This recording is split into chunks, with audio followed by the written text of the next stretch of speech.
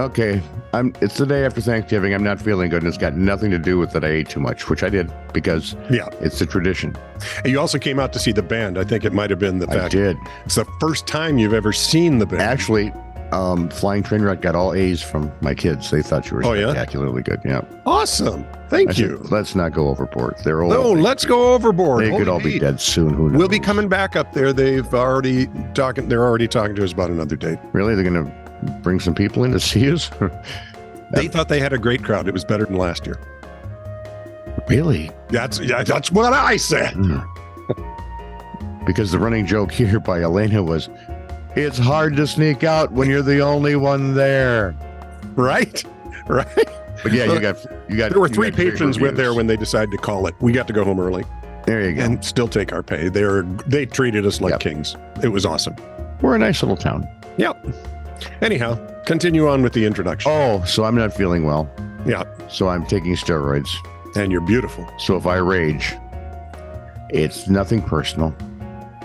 It's just fun. It's just that even now my lungs are building muscle of their own. Or something like that. Yeah. I mention all this because I could rage if you don't like, subscribe, and follow. This is truly, wow, that was just... I've seen your rage. It doesn't last long. No. You know how long it takes me to get out of a chair? My rage doesn't last that long. That's right. Like, subscribe, and follow. This is Truly News. If you would, we would appreciate it. If you've already done that, we appreciate you. You were probably mentioned in many Thanksgiving prayers at the Combs and Verkennis households. Once you do that, now you're in the big leagues. Now you can send us stuff at TITR@netradio.network, and then we'll make fun of you and or the story you send us, or have fun with the story and you that you sent us. You can also comment anywhere, as you've seen, wherever you find us. If I can give you Scott's address, you can write it in chalk on his driveway. He likes that. I like chalk drawings. I think they're pretty. Yeah. Like, subscribe, follow, send us stuff, comment. We're good. This is True, Really News with Scott Combs and Tony Verkennis. All the news you're about to hear is true. Really? As far as you know. A rural Michigan town voted to oust its entire local government the other day. Oh, listen, you can hear the whole room. Oh, I wish I'd have thought of that. Right? After the town board approved a Chinese-affiliated electric battery plant. That'll do it. And residents of Green Charter Township, Michigan, strongly disapproved of their local township board's decision to greenlight the construction of a Chinese-connected electric vehicle battery plant in their community. A locksmith was even brought in to change the locks on the ousted officials' former offices. I mean, these people were not. We were not messing around here. No, you're not even. We'll clean it out for you. Yeah. Just stay out there. Come by City Hall, pick up the boxes. The project was expected to create more than 2,300 jobs as part of a $2.34 billion investment. Despite the backlash from the residents, the board moved forward with the Chinese-affiliated project. My family members fought communism, and you're bringing it right here, a local resident said last year in his southern Michigan accent. You know, what communism, said the Chinese-affiliated company Goshen, whose corporate records say the company shall set up a party organization and carry out party activities in accordance with the Constitution of the Communist Party of China. That one, maybe? Yeah. Goshen went on to say, who are you going to believe, us or your lion eyes? I'm going with the Eagles. Right? Got to. I just saw somebody put up a video of a guy, and he's going down, AOC is, he's going down every list of why are you doing this and this and this? Yep. And the government guy's going, we're not. And it's, well, yeah, you've done this. And all of it sources to China. The batteries they'd make here, everything, the components and everything come from anyway. Yep. They're not our pals at the moment. We're kind of, the White House. They kind of made friends over in San Francisco after they got rid of all the homeless and the poop on the sidewalks. Yeah. Yeah. For years. Michelle sent me this and I worry about her. Bill Masters privately used a term for motorists who got stuck in bewildering fashion on mountain passes in Colorado's San Miguel County. Masters is the county sheriff and referred to said motorists as ass clowns. Wait for it. This summer, his masters actually felt justified taking the term public. In mid-August, a group of drivers ventured up the closed, underline that. What does closed mean to you? Not It means open. you can't go there. Thank you. The Black Bear Pass was closed. It's an expert-level Jeep trail between Telluride and Silverton when it is open. The top of the pass was covered in snow, so they dug through the drifts to clear the road. When news of their exploits spread on off-road social media platforms, more went up the sketchy trail because we are a stupid species. Eventually, somebody's Toyota 4Runner skidded off the roadway and became utterly stuck. It got stuck in some udders? What are the cows doing up Laughing, I'm guessing. there? Pointing and laughing. The San Miguel Sheriff's Office on Facebook said some people have it together and know what they're doing, but some who venture up there are complete ass clowns. It hits the public August 14th.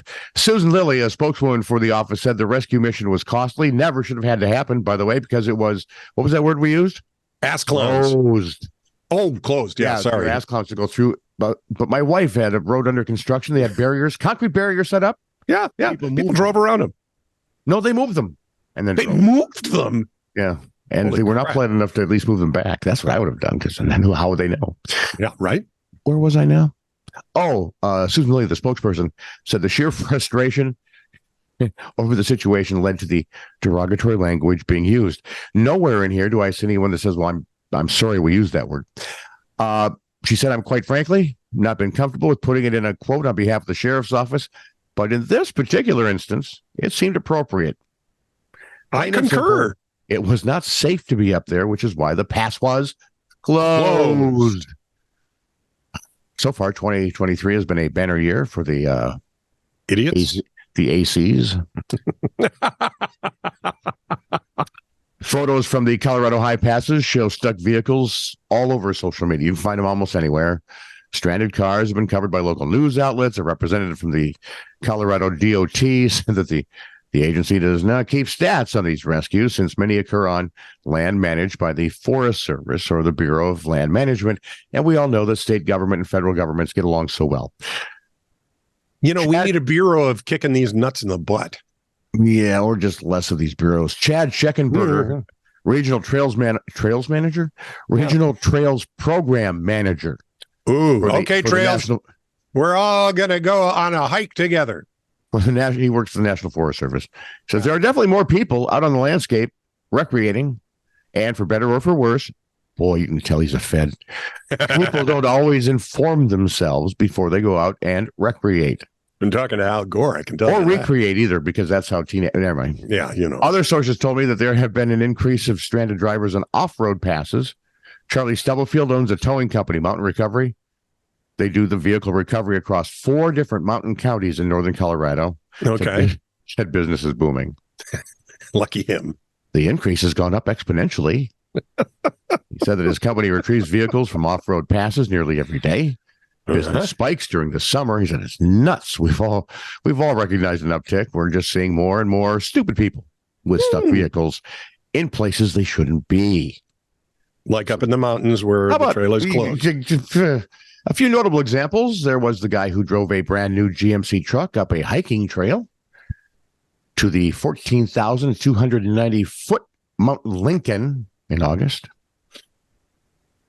GMC truck up a hiking trail. That's going to end well. Well, they're GMC tough, Yeah, but it's still a moron behind the wheel. Yeah. Oh, yeah. The same day, a red truck went off the trail on Mosquito Pass between Fairplay and Leadville and then rolled down a steep slope. Because honestly, what else do you do on a steep? You roll. You either get up or you roll. Yeah, and they rolled. Also in August, so we're still in that. What a month! A woman who had I've probably been near that trail before because we used to take vacation in South Park. A woman who had Kenny? Yeah, literally the place the guys are from. Huh.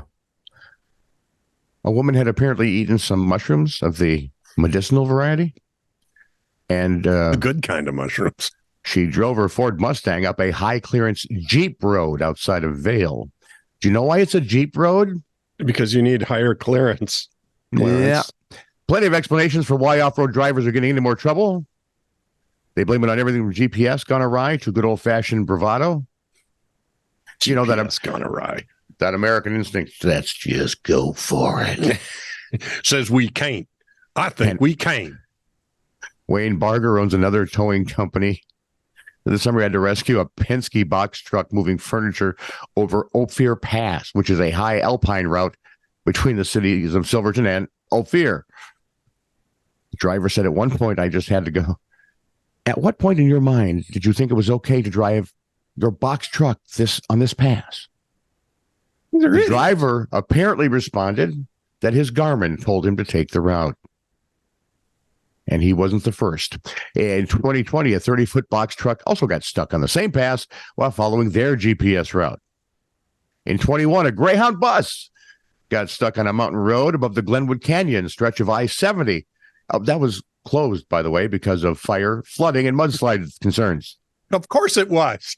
The Greyhound spokesperson blamed, and I quote, a rerouting problem.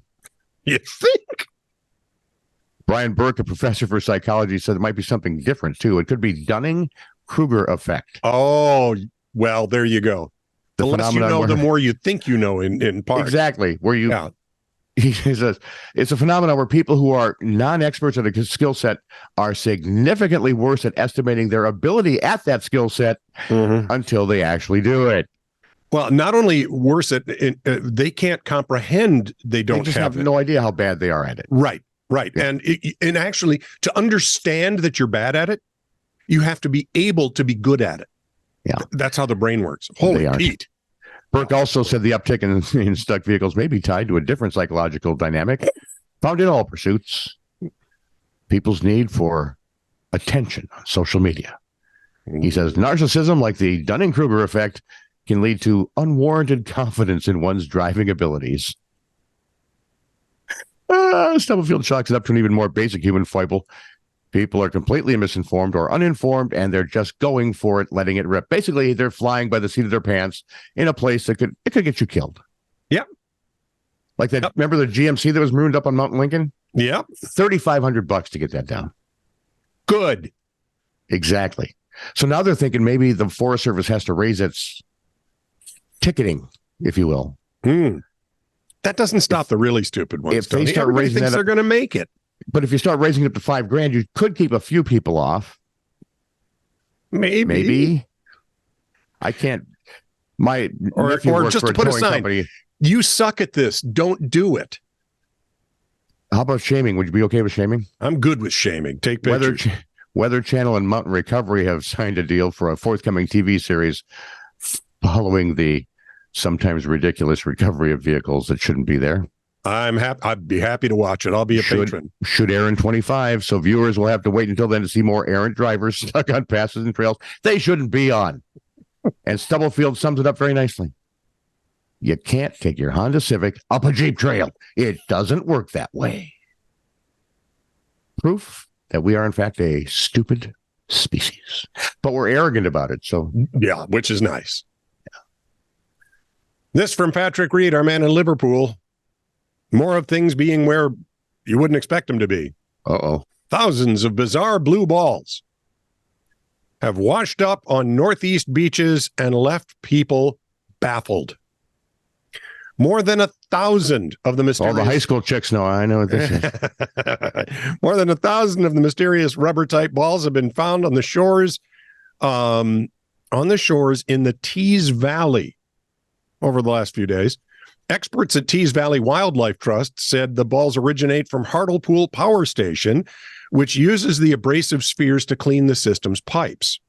Now, that actually makes some sense to me, right? Finally. Right? The balls are rarely released into the sea, but sometimes need to be disposed of if there's a sudden buildup of pressure. Locals say recent storms have disrupted a large grouping of the balls on the seabed, launching them back onto the shores. Energy company EDF, which operates the power station, claimed there hasn't been a release, leading many to suspect strong winds and currents are in fact to blame. Now, while the balls are biodegradable, it takes about 2 years for them to completely degrade, and wildlife officials are concerned wild animals may learn to juggle, play cricket, or take up some other nasty habit. And if they play cricket, Where will they Well, get the gin? we know now that they've lost their mind. Wow. Just for fun, and Okay. this is very, very brief, but since we just got done with Thanksgiving, celebrating Thanksgiving here, a flashback, Gabor. For those of you under the age of 40. 900. Yeah, pretty much. ZSA, Gabor. Look her up. She was an actress. There were three of them. Zsa, Ava, and Phyllis. I don't remember the last one. No. Anyway, Zsa used to send 200 turkeys every year to a homeless shelter. You know why? She'd been sentenced to community service for slapping really bitch slapping a Beverly Hills cop. Man, she laid into that guy. And the best part is, I don't remember, was there video? Yes. Did he have were they already using I think. I remember the trial was hilarious. It was really, come on. You've got Zsa Gabor, who's been married more times than Liz Taylor. Right. Liz Taylor, you can Google her too. Yeah. You knew it was going to, you were expecting something, Judge Wapner wouldn't have been in this place. It was too nuts. Yeah, right. It was a WAPNER. I keep forgetting. God, I'm old. Yeah, right. Anyway, she issued, and I quote, scathing bon mots while glamming up the High Camp Max as free Zsa protesters gathered outside the courtroom. You had to see this to believe it. And believe me, there's video you can find. Oh, man. She spent 3 days behind bars after expressing her fear of all the lesbians in prison. She's Hungarian. There's no other way to say yeah. She's Hungarian. And even in 1989, that was not a thing to say because I would have been then more worried about the lesbians not in prison. Right. After her brief incarceration, she also performed court-ordered service work at a homeless shelter in Venice, which set the stage for her lasting generosity of 200 turkeys every Thanksgiving. See, lesson well learned. I'm looking for a grateful side to this. Yeah, I'm sure all the people. It was a long time ago. Yeah, there we go. I'm happy for that. This is true, really news. Send email to TITR@netradio.network.